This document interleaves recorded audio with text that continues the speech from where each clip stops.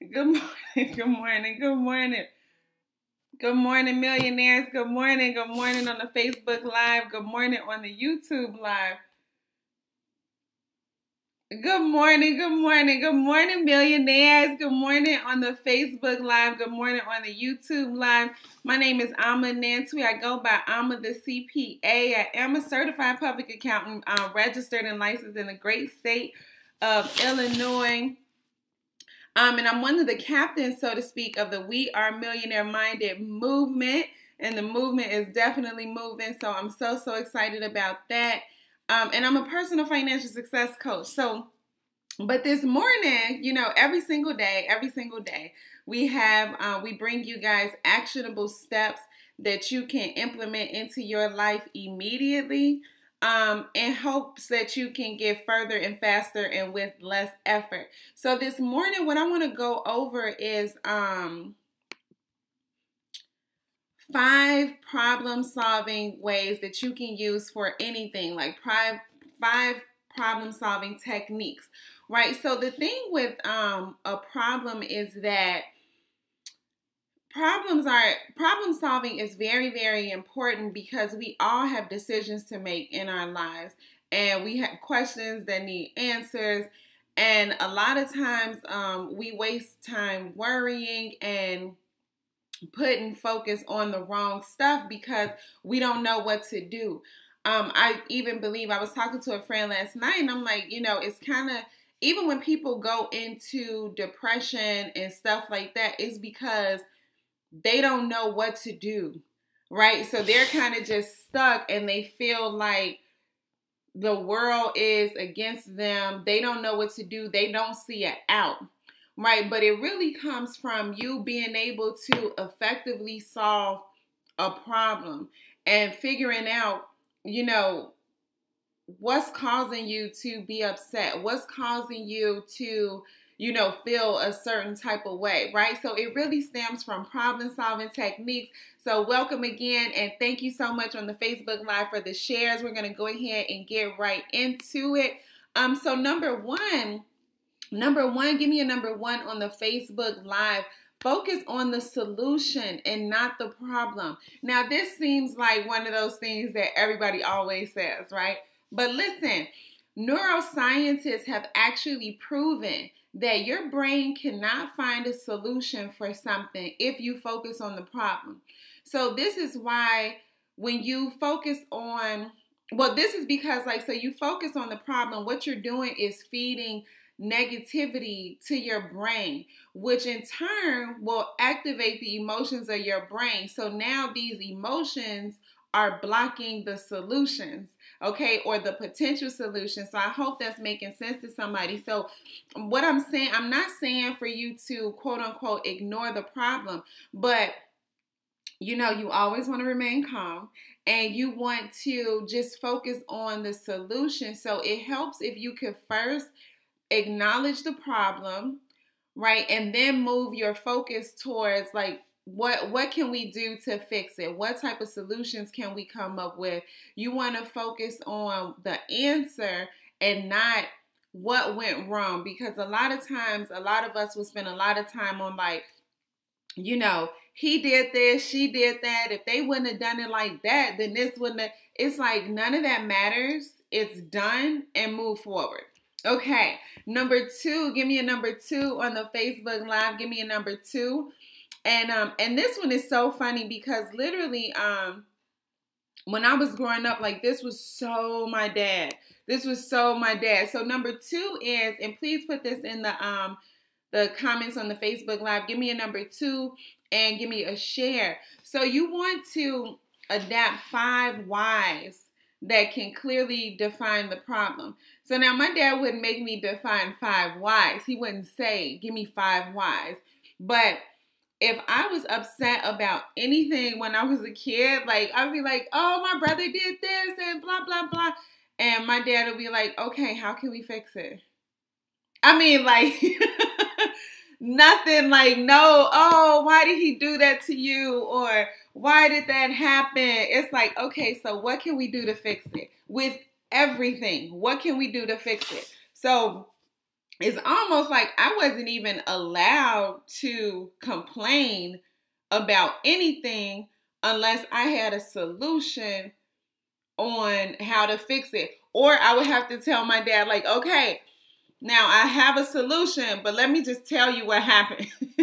Then I can get it out. Okay, so, but for number 2, what you want to do is adapt 5 whys that clearly define the problem. So this will help you come up with what is the root problem. So for example, I can relate to this. I was always late to work, right? So always late to work. I mean, every single day.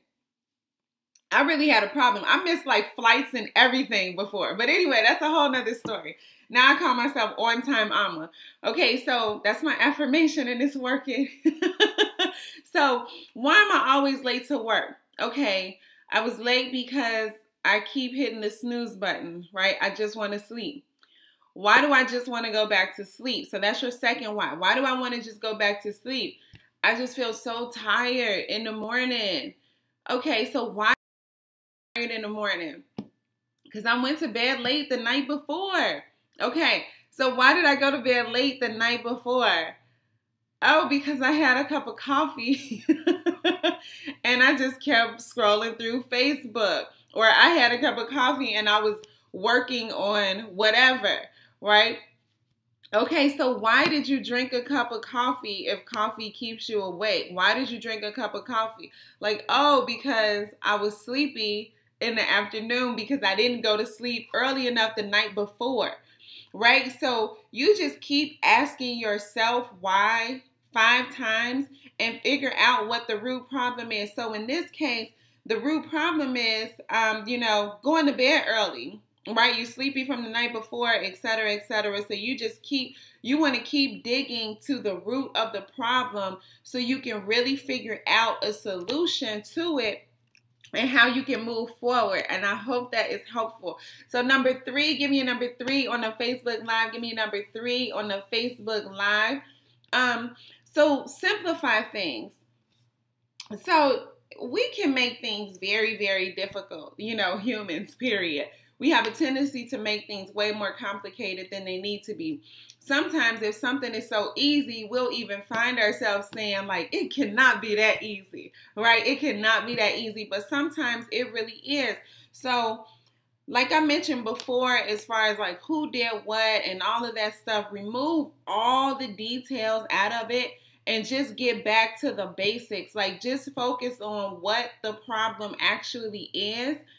And sometimes a very obvious, super easy solution will come up. So you want to simplify things, pull out all the details, and come up with a solution.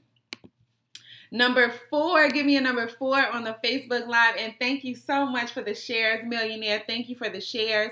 Give me a number 4 on the Facebook Live. Number 4, list out as many solutions as possible. Now, you really want to try to entertain all possible solutions, even if they sound ridiculous or kind of crazy at first, because it's really important to keep your mind open. It boosts your creativity, it boosts your thinking, and it can ultimately trigger the actual solution that you need. So you just want to keep getting any solutions out. Keep thinking, put down all solutions on a piece of paper.